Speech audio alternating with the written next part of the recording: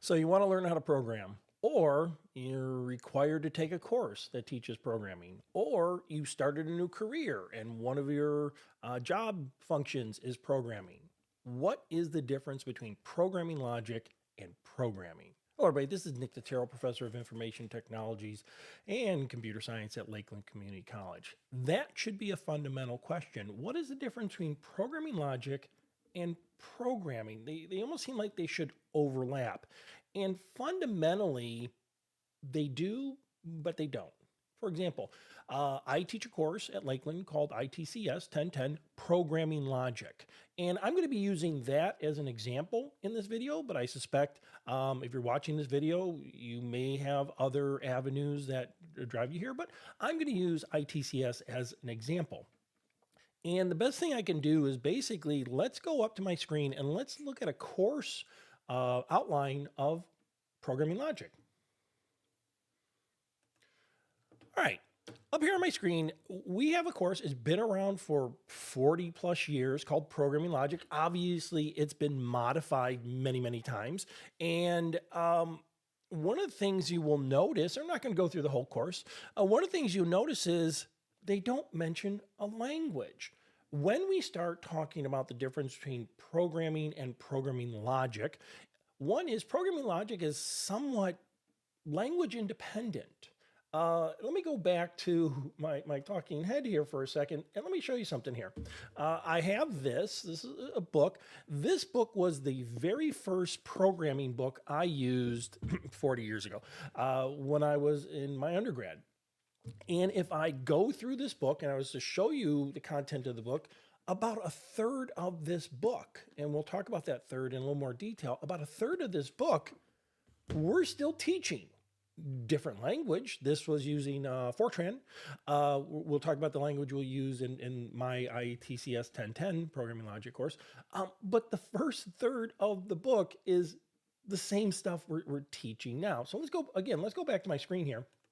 And one of the key takeaways here is if you were to go through the course outline, we don't mention a specific language. And that's the first hint that there is a difference between programming logic and programming. Programming logic focuses on the fundamentals of problem solving. It is somewhat language independent, meaning that we can use different languages here. I often joke that programming logic can be taught with 1979 Fortran. That's a little misnomer. Languages have changed considerably. The first third has not changed. And what I mean by the first third, there are three fundamental pillars or legs onto our programming chair. The first one, not the worst one, but the first one is what I call procedure or assignment or sequence. And that's basically doing things in a step by step, assigning values, checking things. And that's just a step-by-step approach. That is different. You may hear sometimes people talk procedural languages, different. Those are older languages. We don't really look at those anymore. But just procedures, a step-by-step approach. The other leg of the stool, again, that was taught way back when, is decisions or branching, meaning ifs, checking for particular conditions and acting on those conditions. And the third leg of our stool is iteration or looping things. Computers do an outstanding job going through things very rapidly. So programming logic has to deal with solving problems, fundamental problem solving skills, teaching concepts like algorithms and functions and loops and conditions, program independent. Great way for most of us, if we never do professional programming, to learn a problem solving approach.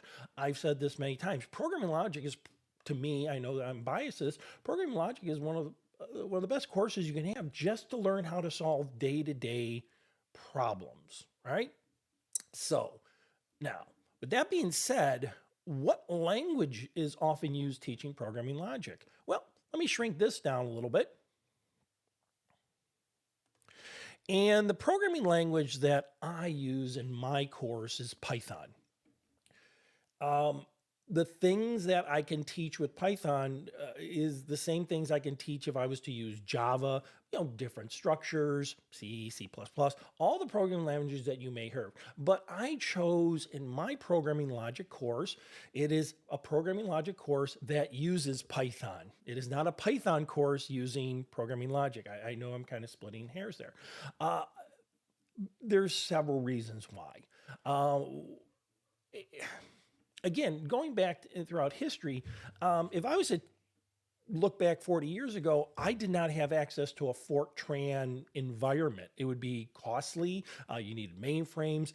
Now, so many of these programming languages are readily available, open source, free to use, right?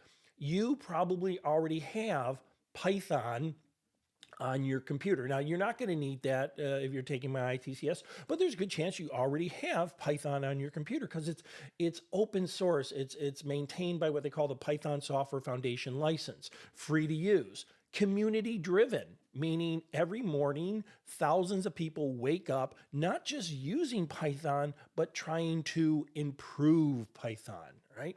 Available across multiple platforms. I've used it on Linux, I've used it on Mac, I've used it on Windows, I've used it on my smartphone. So, free to use, community driven, available for all platforms, supports modifications, and that's a really big one. Not just modifications where people wake up every morning trying to improve the language.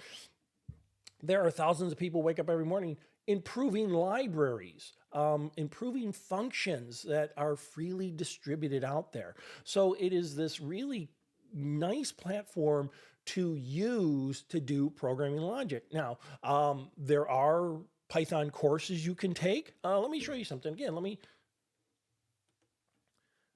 the other reason I chose Python in my programming logic is there are millions of YouTube videos out there, millions of books, lots of tutorials, but it has a very, very short learning curve. You can learn the fundamentals of the programming logic Python very quickly, literally within a few hours, and then it takes you the rest of your life to master it. Let me show you something here. These are some of the books I have. Python, Crash Course. Learn to code by solving problems. Automate the boring stuff. You'll notice I'm a big fan of No Starch Press here. Automate the boring stuff.